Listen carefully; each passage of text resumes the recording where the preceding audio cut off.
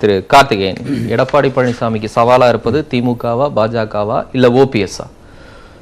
இல்லை, நம்ம இப்போ பேசுறதுலேருந்தே புரிஞ்சுக்கக்கூடியது, இந்த தேர்தல் வந்து யார் ஜெயிக்க போறான்றதுக்கான தேர்தலே இல்லை அப்படின்றதுல அதுதான் அந்த டேக்அவே. அதுதான் திரு எடப்பாடி பழனிசாமி அவர் வேலை ஆர்கே நகர் மாதிரி ஏதாவது அதிசயம் நடக்கும், அந்த மாதிரி ஏதாவது ரொம்ப ஒரு மிராக்லஸாக ஏதாவது நடந்தாலே ஒழிய இந்த தேர்தலோட அவுட்கம்ன்றது வந்து வின் ஆர் லூஸ்ன்றது, விக்ட்ரி ஆர் டிஃபீட்ன்றதுல ஒன்றும் இல்லைன்றது நமக்கு எல்லாத்துக்கும் தெரிஞ்சது தான். இவர்கள் எல்லோருமிடத்துலேருந்து பேசக்கூடியது, குறிப்பாக அந்த எதிர்க்கட்சி தரப்புலேருந்து பேசக்கூடியது நம்ம புரிஞ்சுக்கிறது, இது குழப்பங்கள் தீரும், ஒரு தெளிவு பிறக்கும் அப்படின்னு சொல்கிறாங்களே இந்த எல்லாரும். அப்புறம் அதிமுக ஒன்றுபட்டு இருக்கணும் அப்படின்றது, இதை நம்ம சொல்லுவோம்ல கேட்ச் 22 சிச்சுவேஷன்ற மாதிரி பாரதிய ஜனதா கட்சிக்கு தேர்தல் அவசரமாக வந்து உடனடியாக 16 நாளில் அனௌன்ஸ் பண்ணி ஒரு நிர்பந்தத்தை வந்து அதிமுகவில் இருக்கக்கூடிய தலைமைகளுக்கு உருவாக்கி அந்த கட்சியை இணைக்கிறதுக்கான ஒரு ஏற்பாடை வந்து இதன் மூலமாக செய்யலாம் அப்படின்ற ஒரு யுக்தியை வந்து கையாள நினைச்சது பாரதிய ஜனதா கட்சி. அதற்கு ஈடு கொடுக்க மாட்டேன்றார் திரு எடப்பாடி பழனிசாமி. தனித்து சின்னமே இல்லைனாலும் போட்டியிடறதுக்கு தயார்ன்ற நிலை எடுக்கும் பொழுது இப்போ பாரதிய ஜனதா கட்சி அதில் 2 பிரச்சனை அவர்களுக்கு இருக்கு. இதனால் வரைக்கும் அமரீத வளர்ச்சி, நாங்கள் தான் பிரதான எதிர்கட்சின்னு சொல்லிட்டு 2 நாட்களுக்கு முன்பு தான் அந்த ஞானோதயம் வந்திருக்கு திரு அண்ணாமலை அவர்களுக்கு, பெரிய கட்சி வந்து அதிமுக அப்படின்னு.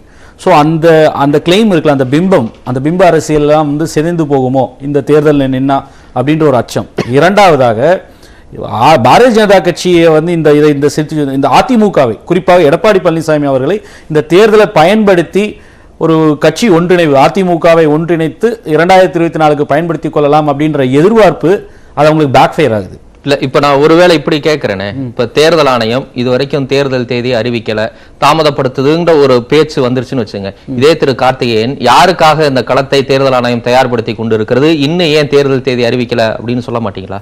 இப்போ நீங்கள் சமீப காலத்தில் தேர்தல் ஆணையம் எப்படி செயல்பட்டது, அருண் கோயல் எப்படி நியமிக்கப்பட்டாருன்றது உங்களுக்கும் தெரியும். நீங்கள் வெளிப்படையாக சொல்லுங்கள், தேர்தல் ஆணையம் நேரடியாக செயல்படுதா?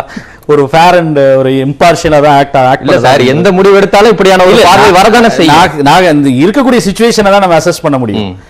நம்ம சொல்றது வந்து இப்போ இருக்கக்கூடிய சூழல்ல பாரதிய ஜனதா கட்சி எதிர்த்து பேக் ஃபயர் ஆயிடுச்சு. இப்போ the ball is in BJP's court. இப்போ எடப்பாடி நான் நிக்க போறதுன்ற உறுதியா சொல்லிட்டாரு.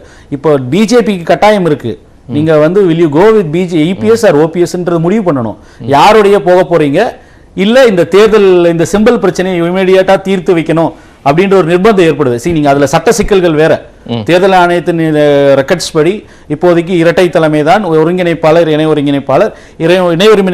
ஒருங்கிணைப்பாளர் இருக்கக்கூடிய எடப்பாடி பழனிசாமி அவர்கள் அவரே முன் வந்து ராஜினாமா செய்து விட்டார்.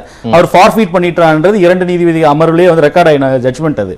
ஸோ அந்த புள்ளியில வந்து நீங்க இப்ப சிம்பிள் யார் கொடுக்க முடியும், திரு ஓபிஎஸ் நிக்கவே இல்லைனாலும் கொடுக்க முடியுமா, திரு எடப்பாடி பழனிசாமி அவர் கிளைம் கேட்க முடியுமா அப்படின்ற சிக்கல்கள்லாம் இருக்கு. அதை தேர்தல் ஆணையம் முடிவு பண்ணும். ஆனா இப்ப இந்த முடிவு எடுத்துட்டீங்க, பாரதிய ஜனதா கட்சி நிக்கிறதுக்கு தயாராக இல்லை, அவர்களுடைய பிம்ப அரசியல் எல்லாம் சிதைஞ்சு போகும், புஸ்வானமா உடஞ்சிரும் பலூன் மாதிரி. ஆனா இப்ப யாரை சப்போர்ட் பண்ண போறாங்கன்ற ஒரு கட்டாயம் இருக்கு இல்லையா?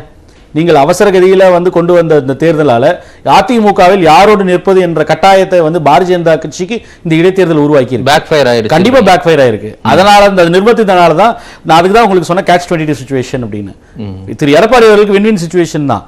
நீங்க 2ஆம் கட்ட டிஸ்டன்ஸ் செகண்ட் வந்தா கூட ஓபிஎஸ் ஓட நிச்சயமா வந்து வாக்குகள் ஜாஸ்தி வாங்கினா நான் தான் வலுவான அதிமுகன்னு சொல்லிக்கலாம்.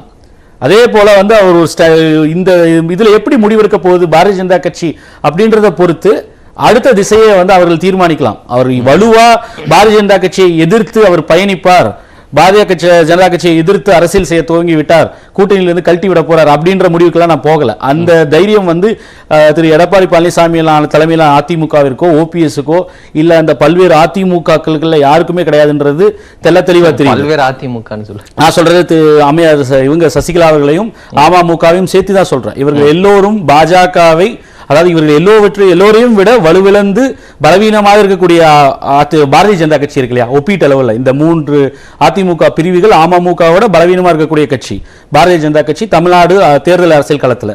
ஆனாலும் அவர்களை அண்டி பிழைப்பதுதான் இவர்களுடைய கலா யதார்த்தம் இப்ப இருக்கக்கூடிய சூழல். அப்படிதான் இந்த இவர்களோட செயல்பாடு கடந்த சில ஆண்டுகளாக இருந்துட்டு இருக்கு. அந்த தைரியமாக முடிவெடுக்கக்கூடிய நிலையில இவர்கள் யாருமே கிடையாது. சரி, இப்ப எப்படி பார்த்தாலும் ஒரு முடிவு எடுக்கணும்ல. இப்ப ஒரு பக்கம் பாஜக வேட்பாளரை போடாது அப்படிங்கிற ஒரு நிலை தான் தெரியுது பாஜக மாநில தலைவருடைய பேச்சுக்களை எல்லாம் பார்க்கும்போது. இப்ப எந்த அதிமுகவுக்கு இவங்க போவாங்க? இல்ல, அததான் எனக்கே ஒரு பெரிய இன்ட்ரீகிங்கா இருக்கு. இவர்கள் யாரோட நிலை எடுக்க போறாரு? ஒருவேளை வலுவான அதிமுக யாரிடம் கையில் இருக்கு அப்படின்றத எதிர்பார்த்து தான் அவர்கள் இருக்க முடியும். ஏன்னா 2024 அவர்களுக்கு பிரதானமான ஒரு எவிடென்ட்டா எதுவும் தெரியலையா உங்களுக்கு? இப்ப அவர்கள் பேசக்கூடியதெல்லாம் வந்து இபிஎஸ் பக்கம் போவார் அப்படின்ற ஒரு சமிகைகள் எல்லாம் தென்பட்டாலும் கூட பாரதிய ஜனதா கட்சி அந்த ரொம்ப அவசரமா இந்த அதிமுக தலைமை பிரச்சனையை அவ்வளவு எளிதா முடிவுக்கு கொண்டு வர விரும்பாதுன்னு தான் நான் நினைக்கிறேன். ஒன்னு நீங்க எல்லாரும் ஒன்று இசைவு தெரிவித்து ஒன்றிணைந்து விட வேண்டும். எங்களுடைய under the terms and conditions set by BJP, எங்களுடைய கண்டிஷனுக்கு ஒப்புதலோடு கொடுத்து நீங்க எல்லாரும் சேர்ந்துக்கணும் அப்படின்ற ஒரு நிர்பந்தத்தை உருவாக்க முயற்சி பண்ணாங்க. அவர்கள் இவர் பாரதிய அதிமுகன்ற ஒரே கட்சியாக உருவெடுத்து ரொம்ப வலுவான ஒரு அதிமுகவா வந்து ஜெயலலிதாக்கு அப்புறம் ஒரு வலுவான கட்சியா தமிழகத்துல வந்து செயல்படுறத பெரிய அளவுக்கு செயல்படுறத பாரதிய ஜனதா கட்சி விரும்புறத மாதிரி எல்லாம் வந்து அந்த அளவுக்கு ஒரு இம்பார்ஷியலா ஃபேரான அரசியலெல்லாம் நாம் பார்க்கல. பாரதிய ஜனதா கட்சி அப்படி எல்லாம் நினைக்கல. திரு ஸ்ரீராம் உங்க பக்கத்துல இல்ல அவரோட அந்த எதிர்பார்ப்பு வந்து பாரதிய ஜனதா கட்சி நீங்க குறை சொல்ல முடியாது. அவர்களுக்கு இங்க வளரணும், இந்த மாநிலத்துல ஒரு இடம் கிடைக்கணும், அடுத்து ஒரு பிரதானமா இங்க அரசியல்ல வேறணும் அப்படின்னா அவர்களுக்கு இந்த பைபோலாரிட்டி முடியணும்ன்றதுதான் 2019 இருந்து அமித்ஷாவே சொன்னது. அதுதானே திராவிடங்கள் இல்லாத தமிழ்நாடுன்னு சொல்றது, யாரோ ஒரு திராவிட கட்சி வீழ்ந்தாதானே அந்த ஸ்பேஸ் இல்லாத தமிழகம் சொல்றதுக்கான அர்த்தம் அதுதான். அந்த ஸ்பேஸ் அவருக்கு ஓபன் ஆகுன்ற அந்த எதிர்பார்ப்புல தானே பேசுறாரு. அதனால ஒரு திருப்பவும் வலுப்பெற்று அதிமுக ரொம்ப வலுவாக இருக்கக்கூடியதை வந்து பாரதிய ஜனதா கட்சி விரும்பாதுன்றதுல நேச்சுரலான எதிர்பார்ப்பு தானே. அவர்களுக்கு இங்க எவ்வளவு நாளைக்கு பாரதிய ஜனதா கட்சி திமுகவே அதிமுகவே நம்பிய பயணம் செஞ்சுட்டு இருக்கு. அமித்ஷாவோட முயற்சியே ஒருங்கிணைப்பு தான். அதான் சொல்றேன். அது குறுகிய கால ரெண்டு பேரும் பாஜகவும் ஷார்ட் டேர்ம் அஜெண்டா வேற, அவர்களுக்கு ஒரு லாங் டேர்ம் அஜெண்டா வந்து இருக்கு. ஆனா இப்ப short term agenda 2024 agenda AIADMK ஒருங்கிணைஞ்சு பயணிக்கும். ஆனா under the conditions terms and conditions set by BJP அப்படிதான் செயல்படணும் அப்படின்றத அவர்களோட எதிர்பார்ப்பா இருக்க முடியும். அப்பதான் அவர்களுக்கு 2024 அது வசதியா இருக்கும். சரி திரு ஜென்ரம், அது short term agenda long term அஜெண்டான்னு சொல்றோம்ல, ஒருங்கிணைந்த அதிமுகன்னு. அந்த ஒருங்கிணைந்த அதிமுகங்கிற பாரதிய ஜனதா கட்சியினுடைய திட்டத்திற்கு எதிராக இப்ப இருக்கிறது யாரு? தேர்தலுக்கு பிறகு எல்லாரும் சேர்ந்து பேசணும்னு நண்பர் ஸ்ரீராமும் சொன்னாரு. தேர்தலுக்கு பிறகு அப்படின்னா இப்ப பேச வராதவங்க தேர்தலுக்கு பின்னால வருவாங்கங்கிற நம்பிக்கை அதுல தெரியுது. அப்படித்தானே? தேர்தல் முடிவுகள் கொடுக்கக்கூடிய பாடம் தேர்தல் முடிவுகள் பாடம் கொடுக்கும். பாடம் கொடுக்கும் தேர்தலை நடத்தணும். அப்போ நீங்க வந்து சும்மா பார்த்துட்டு இருக்க முடியாது. சும்மா பார்த்துட்டு இருந்தா Edappadi Palaniswami will walk with victory. விக்டரினா விக்டரி இல்ல, அவருடைய திட்டத்தின்படி ஜெயிச்சுட்டு போயிடுவாரு. அப்ப அந்த திட்டமும் ஜெயிக்காம எடப்பாடி பழனிசாமிக்கும் ஒரு பாடம் கற்பிக்கணும். அதுதான் எஞ்சி இருக்கக்கூடிய அதிமுக குழுக்களுக்கும் பாரதிய ஜனதா கட்சிக்கும் திட்டமாக இருக்க முடியும். அதனாலதான் இவ்வளவு டிலேயும் நடக்குது. நீங்க தொடர்பே இல்லாம ஆர்கே நகர்னு இப்ப எதுக்கோ சொன்னீங்களே, எதுக்காக சொன்னீங்க? இல்ல நிச்சயமா எவிடென்ட்டா ஃபர்ஸ்ட் பிளேஸ் டிஎம்கேன்னு தெரியும். ஆர்கே நகரோடு தொடர்புடையவர் ஒருவரை வந்து பொது வேட்பாளராக தாமரையில நிக்க வச்சுட்டா எடப்பாடி பழனிசாமி கேண்டிடேட் அறிவிக்க முடியாமல் தவிப்பதற்கு ஒருவேளை அது கூட காரணமாக இருக்கலாம். அப்படி இருக்கும்னு நினைக்கிறீங்களா? ஒரு வைல்டு கெஸ்ஸிங் தானே. இல்ல உடைச்சே சொல்லுங்க. இல்ல ஒரு வைல்டு கெஸ்ஸிங் தான் அது. இருக்கலாம். இல்லன்னா அதிமுக எதுக்கு சுரேஷ் கண்ணன் சொல்ற மாதிரி இன்னைக்கு வரைக்கும் வேட்பு மனு வாங்குறாங்க, விருப்ப மனு வாங்குறாங்கிறதுனாலவா இருக்கு? அதெல்லாம் ஒரு மெனக்கடல், ஒரு முனைப்புன்னு தெரியலையா? 4 நாள் விருப்ப மனு வாங்குறாங்க, 7 மணி நேரம் ஆலோசனை நடத்துறாங்க, 111 பேர் தேர்தல் பணிக்குழு, அதுல 106 உடனே ஒரு 5 பேரை சேர்க்கிறாங்க, அதுல எல்லா அதிமுகவின் முன்னணி தலைவர்களும் இருக்கிறாங்க. இவ்வளவு மெனக்கடல் அரசியல் கட்சிகளும் அரசியல் தலைவர்களும் செய்யக்கூடிய எந்த விஷயமும் தற்செயலாக நடக்கக்கூடியவை அல்ல, திட்டமிட்டு நடக்கக்கூடியவை. எல்லாமே நிகழ்வை போல சித்தரிக்கப்படும். அவங்க இது ஒரு பிளான மனசுல வச்சுட்டு தான் திங்ஸை வந்து நகர்த்திக்கிட்டே இருப்பாங்க. அதுக்கு தகுந்த மாதிரி உரிய காலம் வர்ற வரைக்கும் அந்த டென்ஷன் பில்டப் ஆகிட்டே போகும். அதுக்கப்புறம் அவங்க பிளானை எக்ஸிக்யூட் பண்ணுவாங்க. இன்னமும் தனித்து நிற்கக்கூடிய அந்த ஆளுமைக்குள்ள வரல, பாஜகவினுடைய முடிவை எதிர்நோக்கித்தான் ஓரளவு இன்னும் காத்துக்கிட்டு இருக்கிறாங்க. எடப்பாடி பழனிசாமி காத்துட்டு இருக்கல. ஆனா எடப்பாடி பழனிசாமி அவர்களுடைய அஜெண்டாவை மீறி இருக்கக்கூடிய அவர்களுடைய திட்டங்களை மீறி தனியாக திட்டமிட்டு செயல்பட தொடங்கியதற்கு ஒரு பாடம் கற்பிக்க வேண்டும் அப்படின்னு அவர்களுக்குள்ள இருக்கக்கூடிய ஒற்றுமை ஒன்றுபட்ட திட்டம் இருக்குல்ல, அது பின்னடையல. அவங்க நிச்சயமாக ஏதோ ஒரு திட்டத்தோட இருக்கிறாங்க. திமுக கூட்டணியை பற்றி கவலைப்படல எடப்பாடியும். அவரும் வந்து இவங்க என்ன செய்ய போறாங்கிறத எதிர்பார்த்துதான் அவரும் காத்துட்டு இருக்கிறாரு. ஆக அந்த இரண்டு பேரும் சேர்ந்துதான் அந்த விஷயத்தை 28, 29 தேதிகள்ல வெளியில விடுவாங்கன்னு நினைக்கிறேன். அவரை வீழ்த்தக்கூடிய சக்தி எதிரில் இல்ல, அருகில இருக்கு, அவங்களதான் பார்க்கணும்னு நினைக்கிறேன். அப்படிதானா திரு சுரேஷ் கண்ணன்? இல்ல, ஒரு விஷயம், இது ஊருக்கே தெரிஞ்ச விஷயத்தை மறைச்சுலாம் பேச முடியாது. 2 விஷயம் தான். ஒண்ணு, அதிமுக அண்ணன் எடப்பாடி கட்சியில் கையில் இருக்கின்றது, அது ஒண்ணு.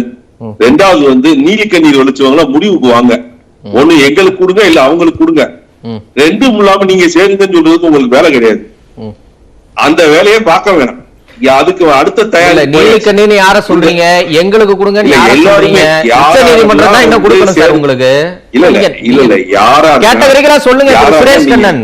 நீங்க ஏன் இன்னும் தயங்கிக்கிட்டே இருக்கிறீங்க? யாரா இருந்தாலும் கேட்டகரிகளா. நான் உங்களுக்கு இவ்வளவு வெளிப்படையா சொல்றதுக்கு இதை விட தயக்கம் சொல்றீங்க. யாராலும் நீங்க சேருங்க.